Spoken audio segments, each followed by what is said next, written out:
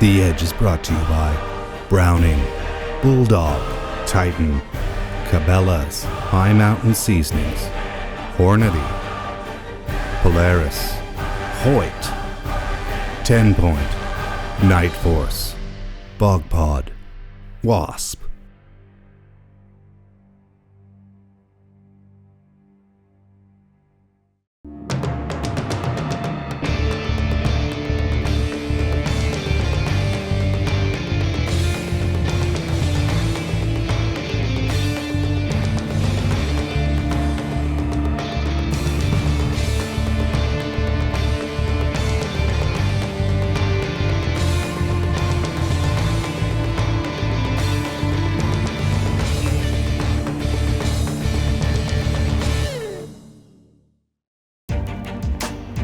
When you have a city job and a country heart, it's great to live in an area like Ryan Kohler does, where he can practically hunt right in his own backyard, morning and night between shifts at the office. At his family home outside of Edmonton, Alberta, Ryan is about to meet the inventive Larry Kelly, who is developing a rig he can use to film his whitetail bow hunt without a camera crew. How you doing? Great, how are you? Good, good. Yeah, come on in the house. I'm just gonna grab my bag. Okay, full of goodies, I hope. You betcha. My first contact with Ryan was through email and a phone call, and he gave me a bit of an idea of what he was looking for and some of the challenges he had trying to both film a hunt and hunt at the same time. So Dale and I put our heads together and came up with a basic concept, and now it's time to see if that works. These head rigs, they're harder to use than I thought, and maybe I haven't figured it out yet, but I haven't been able to figure those out. I've made a custom camera arm here, so I just took one of the tripod heads off a tripod and then epoxied this thing right to this bow hanger. It's really hard. It's not the best. You know, there's all sorts of different ways you could do this. None of them are all that easy to get to be easy to use and accurate. And that's one of the difficulties with trying to operate a camera. Bow hunt, a deer can come in from any angle. Yeah. So all of a sudden, a camera over here with a deer there is not very useful. And this is a really rough proof of concept. Oh yeah, cool, man. The Predator rig, I love it. This is so cool. I love it. Wow. Co-worker and friend Scott Sterling has offered to spend the day helping to set up tree stands in the whitetail bow zone, not far from Ryan's house. Up the delivery. Oh yeah, Cabela's delivery. These are always good. Okay, so it's October 15th. We've got some new tree stands from Cabela's. I'm gonna get everything out of the boxes, make sure everything's got hockey tape on it, grab it, throw it on the quad, get out into the woods, put up a setup, make sure we have good shooting lanes, check a bunch of game cameras, see what kind of bucks we have hanging around on there, and then after that, let them sit and get it ready for the pre-rut.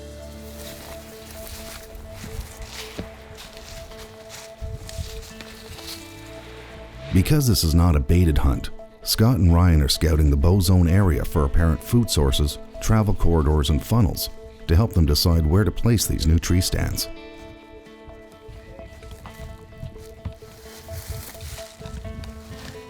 It looks like what happens is they'll start putting scrapes down. The bucks will scrape on the ground, right, make a hole kind of thing, and the does come and pee in it.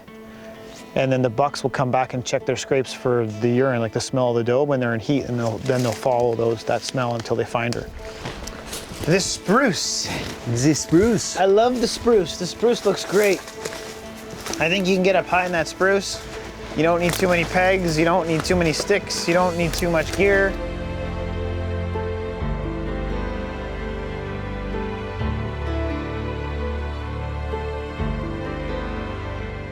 Now in his stand, Ryan begins the first sit of what could become a month-long hunt. There's nothing moving yet, but we'll see how it goes. These hunts are, long sits. This is my first half an hour, it already feels long. But I would imagine I have a lot longer to go. The Edge. Brought to you by Buck Expert. Ryan has captured images of an unusual-looking whitetail with a dangling tongue through his trail cams. He pays Margot Pivas, disease specialist at Alberta Fish and Wildlife, a visit to get her opinion on this particular buck. Hey, Margot. How are you? Hi. I'm Ryan. Hi, Ryan. Margot Pivas. Yeah, I'm so excited to meet you. I heard a lot about you from Rick. A good friend of mine, Rick Fisher, said to come here and say hi to you. And we had yes? I have some pictures. I see you printed off my goofy deer, my Yes, goofy whitetail. exactly. I want to see your opinion on these guys. Okay, yeah, here they are. Yeah, you sent me two. These are the night pictures.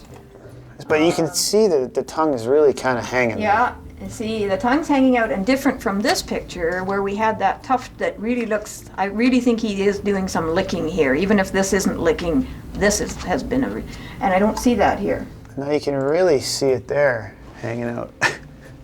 Right there, right? Oh, is that it? Yeah, that's this okay. tongue hanging out. And you can't see it quite as good on your computer because I blew it up to send it to you, but Oh, okay. that was the other one where you could see the whole deer, and you can't see any licking at all on that one, and that's definitely hanging out. But this is later on then, because he didn't Yep, put antler that's down. exactly right. That's later because So he's. this would put him more into the tick transmission period. So relative to what's going on with your deer, I would say at the top of my list of possibilities would be ticks, mainly because of the time period. Second one could be some sort of damage to the tooth, to the teeth in his mouth, some sort of damage in his mouth anyway. That's causing either, maybe it hurts to bring the tongue back in if it's rubbing up against broken teeth or something like that. So can I drive him here so we can look through ticks? Sure, yeah. I got him, Margot. I'm bringing him over. Yeah, you could bring him into the lab and we would take a look and see if we can find anything. Okay. Yeah, okay. for sure. Yeah, super Yeah, it'd cool. be interesting. I've never seen pictures quite like this. Well, thank you so much. Not a Thank you problem. so much. I kind of Thanks want to for give you a hug. Oh, yeah. Ryan has named the buck with the dangling tongue Gene Simmons. He's determined to bring in this buck for Fish and Wildlife to study, to see if it's more than just ticks.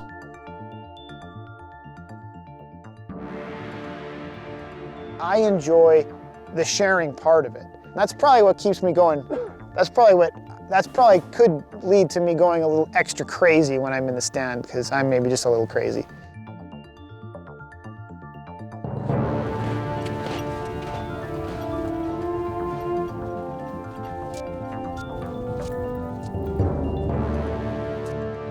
Okay, I'm back. I'm back in the stand here. I'm in a new spot. I'm in a really great spot here. I can talk kind of fairly loud in this spot actually because, you know, the deer are going to be quite a ways away before they get to me, and I'm going to see them coming. There's a big gap of field they have to cross to get to me in the dark, or not in the dark, but to get to the food. They have to come across, but man, it's just set up perfect here. It's like a beautiful natural funnel into this little tiny bottom that I'm sitting in.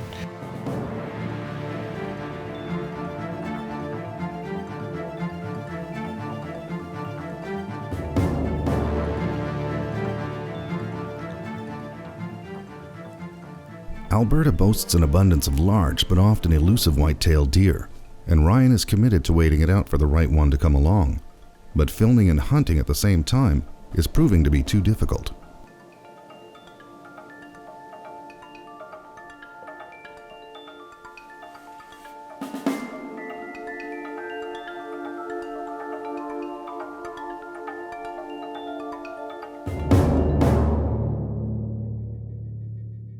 Then I sat the evening, and it was pretty cool. I had some does come by, so I got to try out filming for myself from the hip with a camera arm and a little camera, and it's impossible. It's totally impossible. You can't track the deer, move the camera, and shoot it at the same time. I thought maybe I could do it with my knee, but no. Negative. That's impossible. But the coolest part of the day, the best part of the day, is that I found Gene. I found Gene, I pulled a card in a new area, and there he was, sticking his tongue out at us like he always does. Goofy deer, he's got a kind of a gnarly, ugly rack, and he's sticking his tongue out. So I am now on the Gene hunt. I'm gonna try and find him. There's a couple guys that I hunt with, my buddies. Maybe we'll see if they can find them too. And yeah, so today was good. Ryan pays Larry a visit to see if his newly designed camera rig is ready.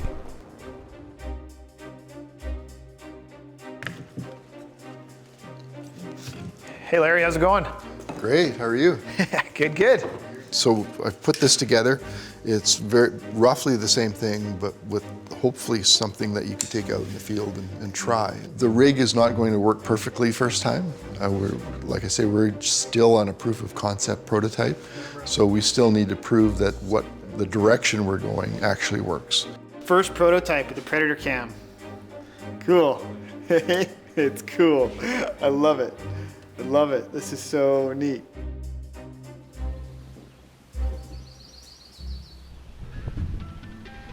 It's back into the stand with Ryan and his Predator Cam. Even at prototype stage, it's a huge improvement from his previous setup.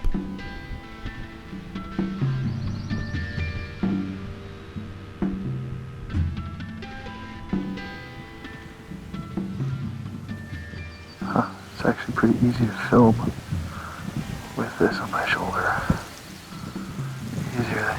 Easier than I would have thought.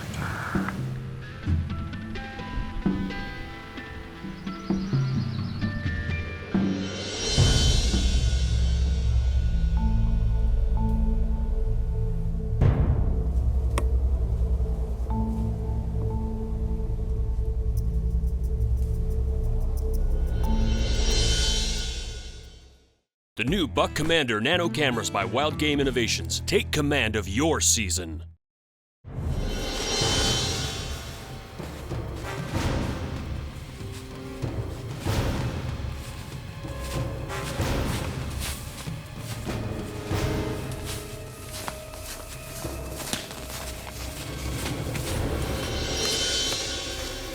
Those moose just walked right under my tree. Just like that.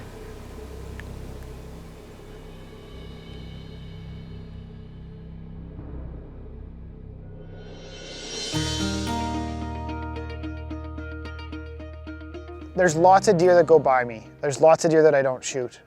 There's some days when I just don't shoot. I mean, it's true and it's not true. If I have a beautiful Pope and Young come by me, I shoot it. I can't help myself. So that's, you know, I'm not gonna be in the Big Buck magazine very often because that's my character. I see a good looking Pope and Young and that means, you know, it's a mature deer, then I'm shooting. That's just the way I am. But there's a lot of other deer for sure that come by and they go by and they're part of that moment. They're part of that special thing that happens in the woods. Mother Nature opens the curtains and says, here you go, the coolest 3D movie of all. That's why I'm here. That's why it was so cool. You know, those are the moments that keep you coming back. And it's hard to explain, I guess. You kind of have to try it. It's one of those things you got to get out there and do and see. It's one of those things too where you have to have a good experience off the bat.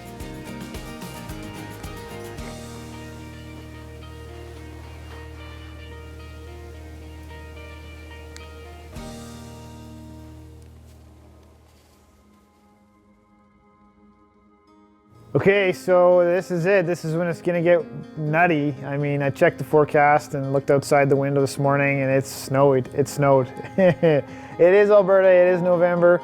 These whitetails love these type of temperatures and this type of weather, but it snowed. The temperature dropped down to like -15 overnight, so it's gonna be wicked. Well, I have about 40 tree stands set up. You know, in the last 20 years, we've just bought a few here, bought a few there every year, and just started putting them up, so you kind of have a stand for every wind direction. Been hunting this deer called the Bandit for a little while, the Bandit and Gene. We haven't seen Gene at all. I've sat here about 5 times now, and I haven't seen him. I filmed the other buck here yesterday that came cruising through, and I tried to get a shot. He was, you know, probably not quite Pope and Young, so I wasn't going to shoot anyway, but I tried to get the shot with the camera, and it's been kind of tough. It's a prototype, so it's hard to use, and that kind of adds to the difficulty of the hunt with, you know, just grabbing your bow and putting your release on and trying to stand up and get in a spot where you can shoot off the stand is hard enough, let alone trying to move the camera. So anyway, I don't have a buck yet.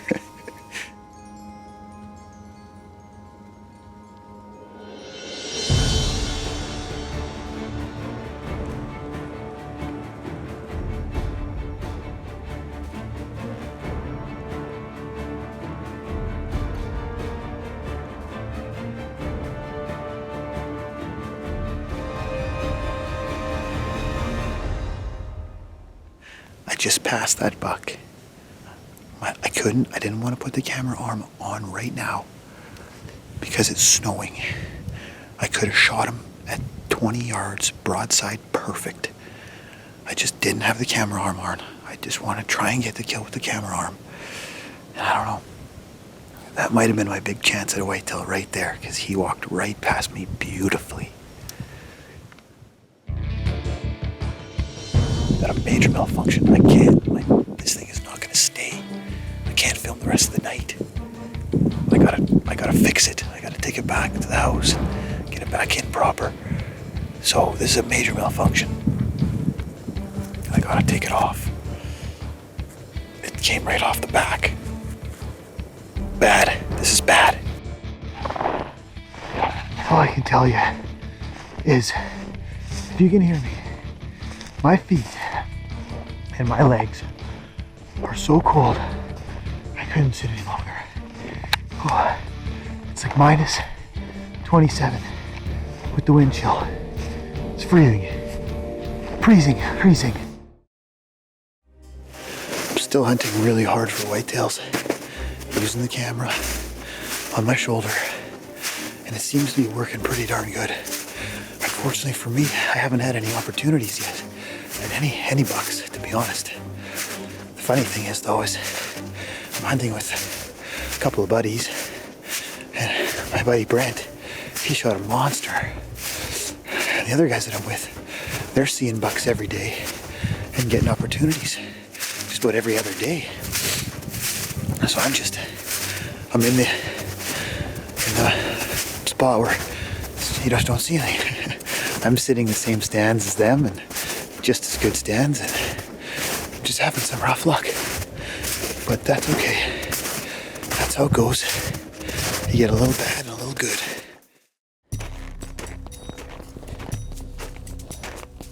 Heading into the last day of bow hunting season, Ryan is cold, frustrated, and out of time.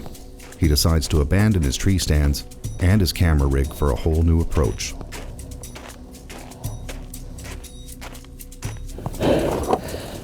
The weather's gone real bad, real mean, real nasty. Well, half a mile to go.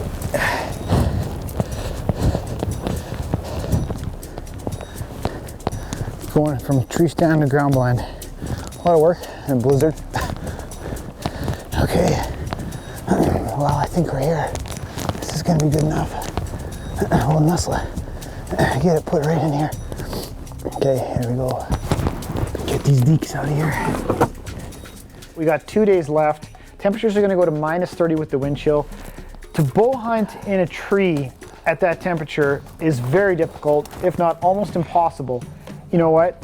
I had to do it. I had to change something up. That should do it right there. Let's go hide.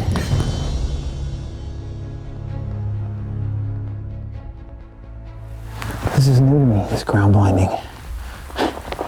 But I guess it works. It's got to be minus 18 now, and it's got to be 30 kilometer mile an hour winds. But we're all settled in now. It's quiet. I'm out of the tree stand, unfortunately. My camera rig, unfortunately, didn't work awesome. I had a shot the other day, and it didn't focus in on the animal perfectly, so we got to go back. We got to fix the elastic. It's got to be tighter and better on your arm. And I'm sitting on this beautiful alfalfa field here to my left. You know, the deer should funnel through here to get to the food. I'm simply in a ground blind, and now it's just sit down, be quiet.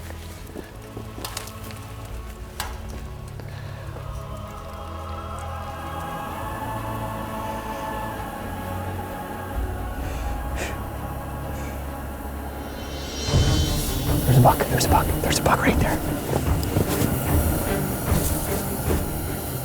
Oh my God, he's coming right in with the propane. heaters are blaring.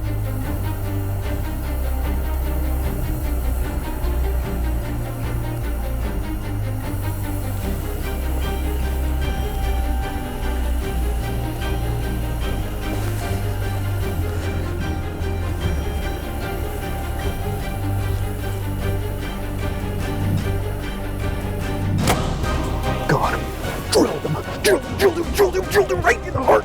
Oh my God, holy cow. Oh my God, we drilled him. Did you see that? That was nuts. We've been here for 20 minutes. Oh my God, oh my God. Oh my God, ground blinds are awesome. Okay, holy smokes, holy smokes. Just shot that buck in a blizzard. In the bow zone here in Alberta. I'm pretty sure I shot him through the heart, but I gotta check. You know, it's been about 10 minutes here, but I can at least look right where I shot. There he is, right there. Right there, he's down right there. Yes! Man, I worked so hard. My hockey team wanted a buck. They wanted a buck so we could share it. We could take it to the butcher and we could get it processed. And after every game, we could have some meat and a beer. We don't actually do that. It's not actually called the beer league for that reason, but so I said, okay, I'll shoot a buck. It's the last couple days. I told the guys I'd get him one, and there he is right there. Shot him in the heart in the ground blind. I was in the first ground blind I've ever been in for maybe a half an hour. All that tree stand honey, and then this, the ground blind, half an hour. Unbelievable, man. He's almost completely buried already.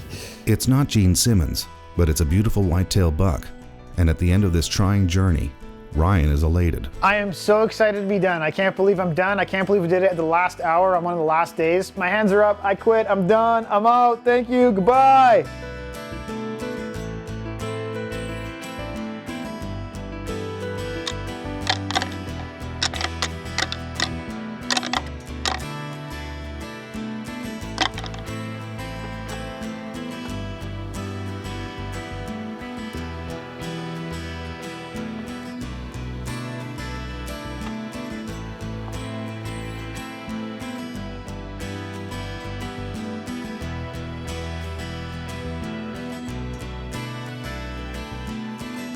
Closed captioning brought to you by Caldwell.